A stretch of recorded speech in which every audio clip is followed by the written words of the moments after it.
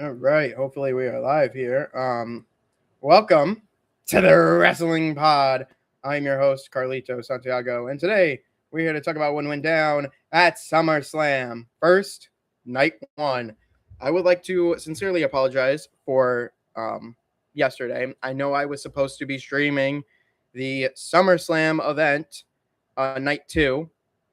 Things came up. I'm very sorry. I don't want to go into details about it, as you guys can read from my YouTube posts. I think you know. Um, just things have been going on as of late, and I'm just dealing with things right now. I'm sort of dealing with, as you know, I had to get a friend out of a difficult situation. So, for right now, we're here. I did do night one a little bit, then got off. But I'm going to tell you my reactions to every match, so don't you worry. So, we kicked off SummerSlam night one with Liv Morgan versus Io Sky for the Women's World Championship. This one, honestly, I had my doubts about, God forbid, I think I know who's going to take the title from Liv Morgan. The first match of the night saw Liv Morgan finally defend her world title after holding it for 3 months with no challengers. Yet, Queen of the Ring winner, Io Sky, took center stage with this. These two have faced each other in several singles, six-women tag matches all over the last couple of years. So they have built a lot of chemistry in that time. You can see how familiar they were with each other's style. The champion took control right out the gates, but the genius of this guy didn't let her keep it up for too long. If you guys can hear a noise, that's just the AC. The match quickly turned into a competitive back-and-forth fight with both women leaning into their strengths. Now, Sky used her speed and agility, while Morgan took shortcuts to try to keep her title. Raquel and Roxanne showed up to give Morgan an unfair advantage. There were times when it felt like it took a little too long to set up certain moves, but it wasn't enough to ruin the match, so that was good.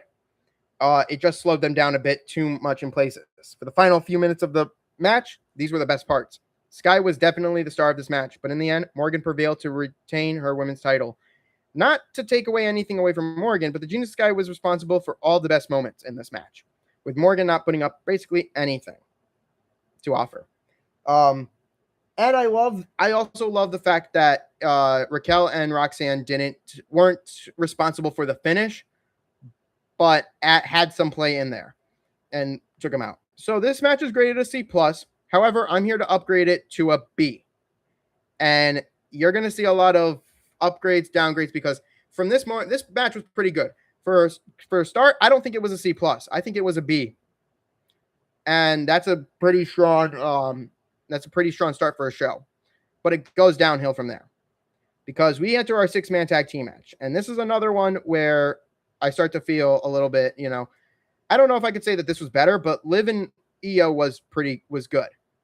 It was a tiny bit better than Jacob Fatu and the Usos versus Royce Keys, Solo, and LA Knight. The ongoing Bloodline side quest continued on Saturday with the 6-man tag team match featuring Jimmy and Jay and Fatu, LA Knight, Royce Keys, and Solo Sikoa. Gears of War was the sponsor for this match, so there were some props of the stage to advertise the game during the entrances. These 6 men have been fighting for several weeks, and in the case of some of them, several months. So it was hard to feel like this was going to settle anything. However, all 6 of these guys are talented performers, so we knew we would get some solid action in this bout. It started off with a little chaos before they settled into things. Unfortunately, they slowed down a bit too much, and you could feel the crowd waiting for something exciting to happen or to have an excuse to cheer. Even when the pace would pick up a bit, it never felt like there was a sense of urgency to anything. However, Royce Keys and Fatu took each other out ringside. With a little help from Solo Sikoa spiking Jimmy and giving a little yeet to Jay, LA Knight was able to hit Jay with the BFT for the 1-2-3. And this match had its moments, but it fell short in its expectations. So this is why I believe that it gets knocked down a grade. That's why I think that Io and Liv was a bit better than Royce Keys, the 6-man tag team match. So B-. So right now we have a B and we have a B-. It's only going to get downhill from there, because Nick Aldis took on Gunther. Nick Aldis stepped into the ring for the first time in 3 years to take on the man who has been a constant thorn in his side, recently, and that's the ring general Gunther. Even though this has turned into a bitter feud, they started with some simple chain wrestling. Gunther tried to play some mind games, but it seemed to fire all this up more than annoy him. They slowed the pace down once again in this match, with the ring general taking control and started to dominate the SmackDown GM. Much like the six-man tag that came before it, they may have slowed down a bit too much, and everything felt very slow. The most surprising thing was how good Aldis looked for someone who hasn't wrestled in 3 years. A little bit of ring rust, you would expect, but he still held his own. He wasn't doing everything he used to do, but he didn't have much ring rust, as you would expect. Nick Aldis did a great job making it look like he had a chance of winning towards the end. But we all knew how this would play out. Gunther got the sleeper hold in, and he tapped out. A decent bout, and it would have been nice to see if they had a bit more in them. And with the pace controlling, it kind of sucks. So for this is your C+. This is where C+ feels like it's an average match to have. And then it goes completely down because this one is where we get to like, what the fuck are we doing? Fatal Influence took on Paige and Brie Bella, the Bellas. Or sorry, the fuck am I saying? Paige and the Bellas took on Fatal Influence. So the Bellas and Paige took on JC Jane, Fallon Henley, and Elaine Reed in the next matchup. This was Nikki's first official match back after returning from injury. Henley and Brie started for their teams, but all 6 women were fighting each other within the first couple of minutes. The ref wasn't able to watch everything, so that he missed when Fatal Influence used some dirty tricks to get an advantage. The weirdest thing about this match is how 2 of the women with the less experience looked much better than JC Jane and everyone else involved.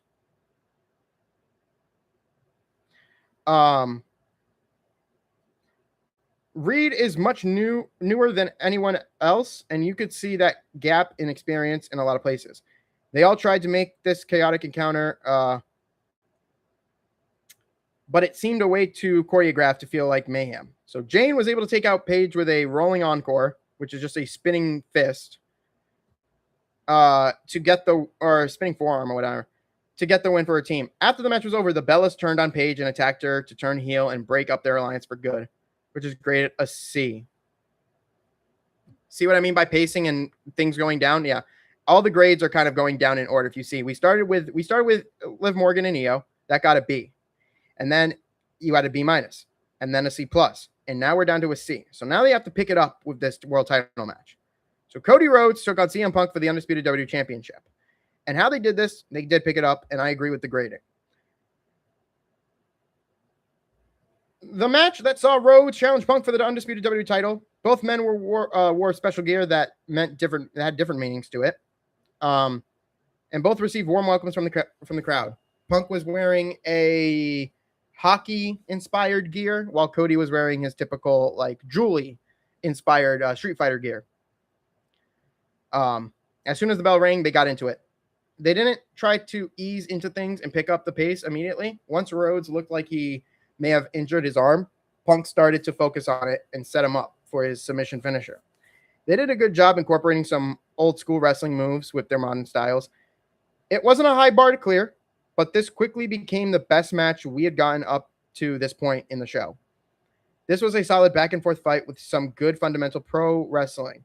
It was such a different feel from every other match on the card. They got enough time to make this an enjoyable encounter without feeling like they had to rush. Punk tried to hit an elbow drop from the top turnbuckle to put Cody through the announce table, but Rhodes moved and the Straight Edge Superstar crashed and burned. After Rhodes accidentally took out the ref, both men hit their finishers, but there was nobody to make the count.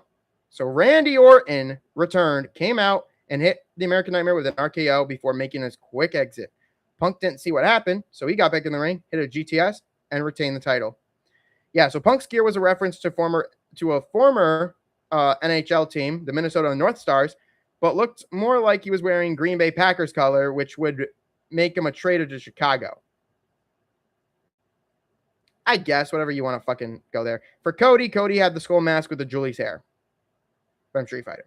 I knew Punk was going to retain somehow, some way. I figured Cody would turn heel. Unfortunately, Orton coming out and RKOing Cody saves him from turning heel. Why doesn't Triple H and creative pulled the trigger? I don't fucking know. Brock Lesnar and Obafemi inside of the Hell in a Cell, which honestly did not feel as strong as everyone thought it would be. So Cody and Punk's great start is as a B+. But for Oba and Brock, the Hell in a Cell structure was lowered from the ceiling for the main event between Lesnar and Femi. Both men had a victory over each other heading into this bout, so this was a rubber match to end the feud for the foreseeable future. It took an unusual long time for the cage to lower all the way to the ground. Both men circled each other as they waited for the ref to call for the bell. Once the match was underway, Femi cornered Lesnar and started beating on him. Once the Beast Incarnate managed to avoid Femi, he started taking him to Suplex City, but the ruler brushed off 3 German suplexes like it was nothing. This was never going to be a technical wrestling match. These are 2 powerhouses inside of a cell, so it was always going to be a slugfest. They fought in and around the ring, used weapons, took some big bumps in an attempt to make it exciting. Lesnar delivered 3 F5s in a row, but it wasn't enough to keep Femi down for the pin. He started ripping up the mat and exposing the wooden boards beneath the thin pad surface. Instead of another F5, he hit a pile driver, but it still wasn't enough. This match was designed to put Femi over, and it worked. He conquered the Beast and survived his best shots. It might have not been an instant classic, but it accomplished what it set out to do, and some entertaining moments along with it. If there was any doubt that WWE sees the ruler as a future top star, they are gone now. It would be a shock if he wasn't chasing a top title by the end of the year. Well, Oba still won the King of the Ring, so he still has a title shot waiting for him. After the match, Lesnar embraced Femi and held his hand up in victory. He asked for a mic and called the ruler the future of the WWE and the next big thing, just like Brock was. So if this means that Brock is done, he's over with wrestling, perfect.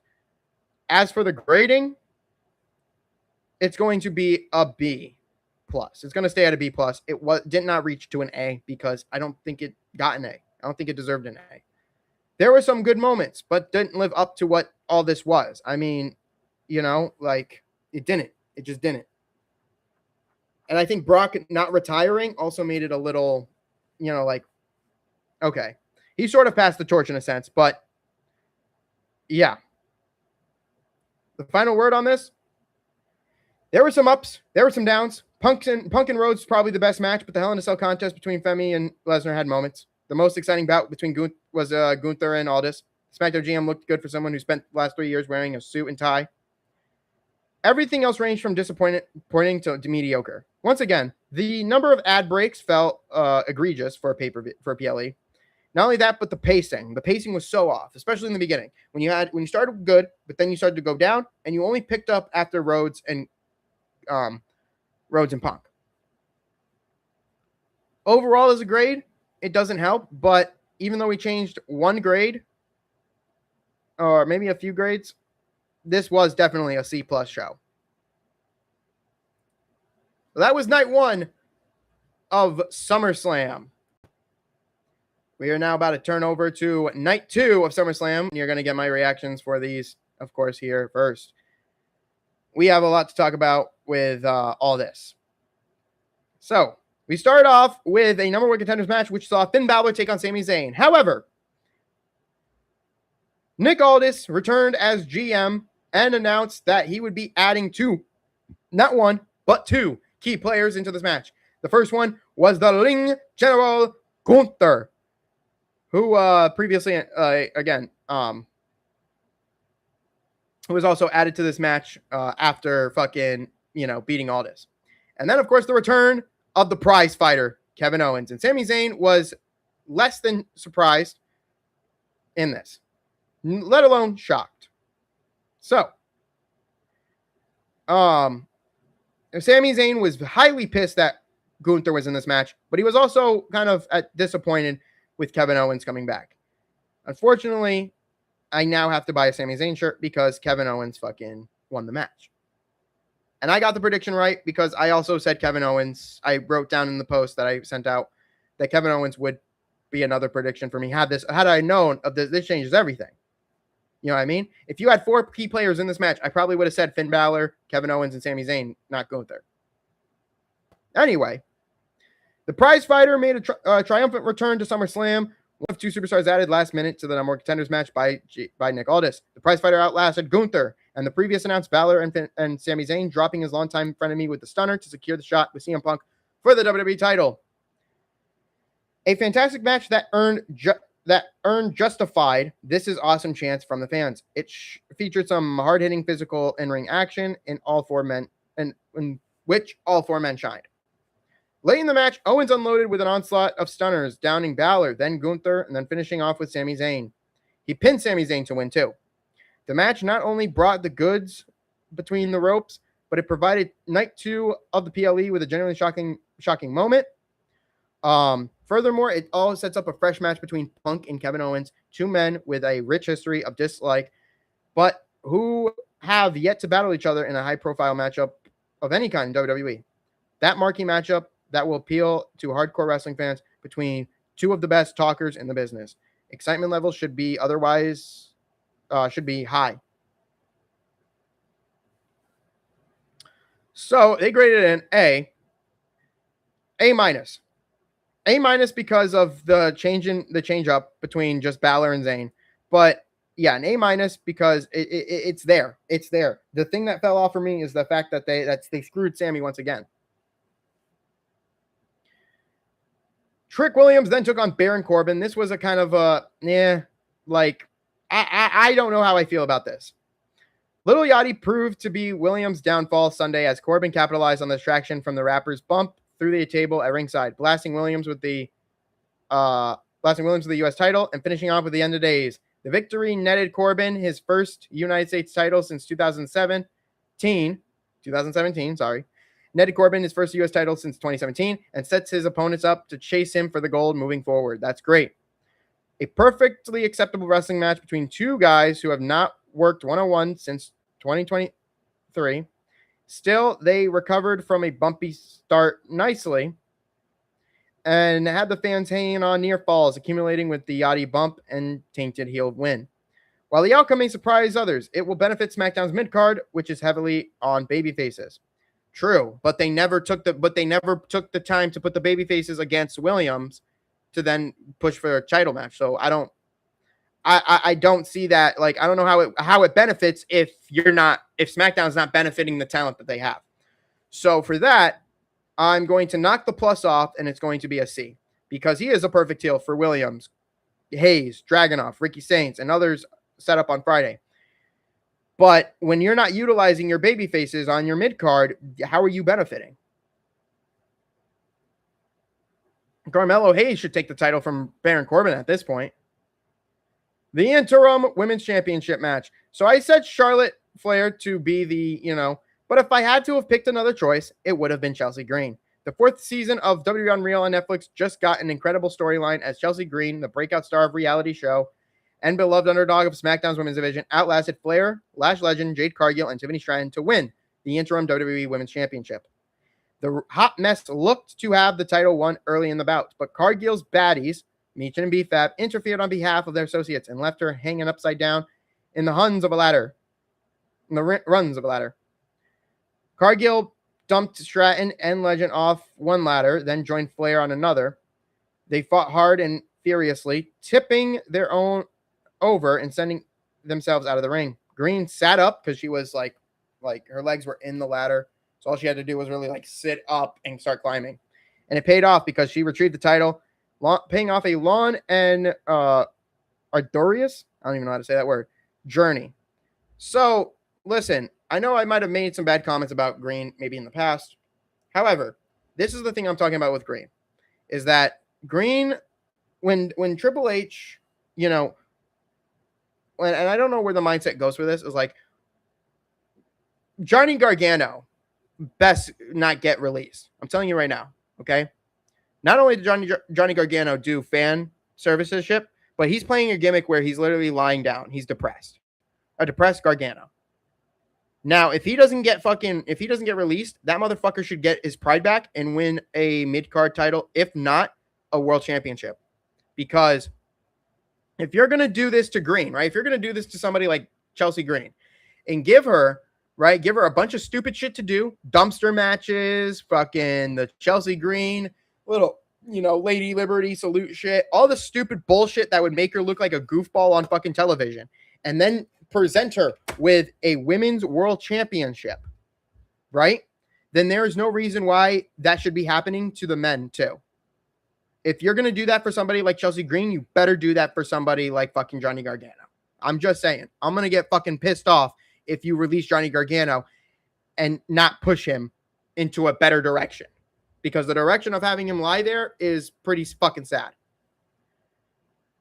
It remains to be seen where this goes from here. But this was absolutely a fan service outcome. And the one that Green earned through hard work, willingness to do what is asked of her, and the ability to get anything over. And that right there is what I respect about Chelsea Green. I respect that clear decision right there. This was clearly, she earned it. She deserved it. And I made it very clear on my Instagram that she did deserve this title win. She put in the hard work. She was willing to do anything that was asked of her. She didn't complain, bitch, moan, and she did it, and she was able to get over. One of the good feel outcomes of the show. For that and that alone, this gets a B+ at best. You're lucky I'm not giving it an A. The only thing I'm on a downfall with this is that I can see Triple H getting rid of superstars who are doing other things that are not like they're sitting in the back waiting for an opportunity to get on TV, right? Or they did things that were asked of them and then never get that world championship or never got that, you know what I mean? So I want to know how long Green's going to hold it for, but we'll find out later as we go into Money in the Bank. Graded a B+ for me. We move on to Human Monies on a pole match featuring Danhausen. I do have the Danhausen action figure. I picked it up at a Walmart. Danhausen took on Dominic Mysterio in a Human Monies on a pole match. So, JD McDonough interfered on behalf of Dirty Dom, only to be taken out by the Minihausens, including, of course, Toritohausen. The latter even took out Dirty Dom first with a Hurricanrana, then a Topa Suicida on the floor. McDonough re-entered the ring, laid out the Minihausens, looked to be the difference maker in the bout until Joe Hendry made the save, because you got to say his name and he appears. And he cracked him over the head with a guitar. JD McDonough, of course. Joe Hendry cracked JD McDonough over the head. Danhausen ultimately cursed Mysterio, climbed the pole, and won the match. True to the babyface self, he gave out the money to the fans. As a fan, when you hear Danhausen and Dirty Dom are wrestling in a Human Monies on a pole match, you have certain expectations of what that looks like. This met those expectations and exceeded them. It was harmless fun. The crowd loved it. It was one of the most popular and recognizable wrestlers in the world. You cannot ask for more than what out of a gimmick match such as this. I'm glad that Danhausen won. So, yeah, I'm going to say that this is a C+ at best because it's nothing, spectacular or extravaganza. But this next one, this next one is getting an A+. This is getting an A+. I don't care what the grade. I know I just looked at the grade. It said B.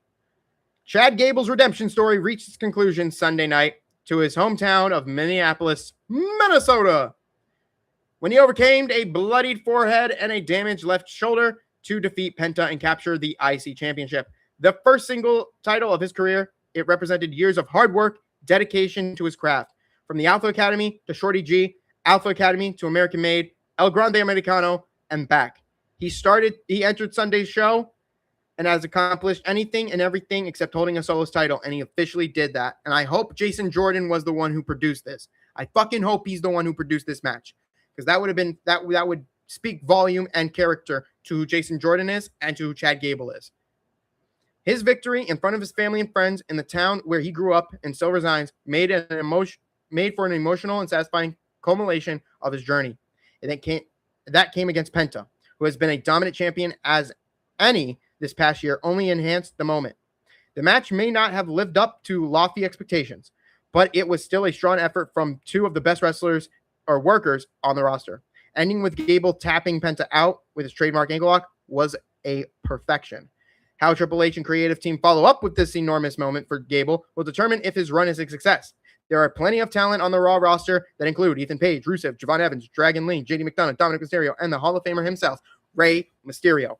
There is a lot of fucking talent on that roster, If there's anybody who I think should defeat Gable for that title, I'm going to give you two names: Ethan Page, all ego, and Javon Evans. I see them guys living up and becoming champions. But right now, they're getting their toes wet in the waters. They got to give them a couple of years before they jump in, before they put them in the deep end. For me, this was an A+. If I have to give the lofty expectations not being lived up to, then an A, because it deserves something. Gable and Chelsea Green are the two wrestlers that have put the hard work in to deserve what the championships that they have won. And Chad Gable is another person I put on my story on Instagram he deserves it. The last and final match of the evening, which I don't think it deserves an A+, but we'll find out. Roman Reigns exonerated the demon that is the Shield and Rollins Sunday night, defeating the Visionary in a match that will rank amongst the year's best come December. The Tribal Chief resisted his opponent's mind games, and there was no bloodline interference. Instead, Roman overcame the greatest threat to his current run as champion cleanly in the center of the ring, defeating him with 3 consecutive spears. It was the culmination of a match that relied heavily on the exchange of finishers. Odes, of course, homages to their former Shield mate, Dean Ambrose, and several perfectly executed false finishes and dramatic near falls. When you add that into matches, it does increase the grading in my point of view. The fans hung on everything both men did, ate up all the references, and delivered heat befitting to a match with this magnitude. That also increases the grade. Most memorable was what occurred after the bell when Reigns extended his fist and Rollins reluctantly at first joined him in a ceremonial Shield fist bump on the mat below the Shield mask, another ode to Ambrose, and the magic the trio created during its run. This was definitely an era-ending battle, that perfectly executed main event, and a defining matchup at both men's careers. So guess what? For that, it gets an A+. With Rollins out of the way, where might Roman head from here? It looks like LA Knight and Solo could be on the horizon for the Tribal Chief following their win on Saturday night. However, Obafemi seems like another contender, so I hope Obafemi also gets that in there. I personally believe Obafemi will be the next challenger for Roman Reigns. However, as for LA Knight and Solo Sikoa, they will be in the Money in the Bank ladder match. Graded an A+, and again, I'm now going to take my statement from earlier before reading this back. Roman and Seth was great. The reason I said I don't think they deserved it, an A+, was because how many times have you seen these two fight each other one-on-one? How many times have you seen them fight with a championship, right? It feels like these guys are the top two in the company, and WWE doesn't elevate any of the other talent to be on their level or to even supersede what they can do in the ring. Rollins is definitely going to be a trainer when he gets older, and Roman Reigns, a Hollywood movie star, because he comes from a lineage of family members who have done movies and have wrestled. I'm just saying. But after reading all this and fucking going back and watching the match, yeah, it deserves an A+ for what it deserves. I wish Oba came out and looked Reigns in the face. Overall grade for Night 2 is a B+. Night 2 greatly eclipsed its predecessor, delivering an extraordinary surprise such as Kevin Owens and Chelsea Green's jaw-dropping win, an emotional victory for Chad Gable, fun nonsense involving Danhausen, and one of the best matches of the year between Roman and Seth. It had something for everyone, and most importantly, left fans excited and satisfied at a time when WWE needed it the most. So we had a C+ and a B+. To give us our final grade, we combine the two together, roll it up into one, and you get overall as a show for both nights, I give it a B, a solid fucking B. It deserves it. It really deserves it. When you accumulate the first night and the second night together, you know the second night overdid it. You know the second night topped it. And that's what WWE kind of wanted. But the first night felt very slow-paced. And I don't know how the pacing went. It felt like an episode of SmackDown a bit. As where this was definitely an episode of Raw. However, we are now going to be moving on to Money in the Bank. I'm also apologizing for, I got to apologize for the SmackDown summary. I didn't do that. But again, SmackDown summary didn't mean much, really. There's nothing, SmackDown's just back to being SmackDown. Until they go onto Netflix, well, yeah. So, moving on, we have a couple months before we do Saturday night main event, or Sunday night main event, sorry. We have Sunday night main event, the 6th, just before Labor Day, which is the 7th. And then Money in the Bank, ladies and gentlemen, Money in the Bank, October 10th in New Orleans.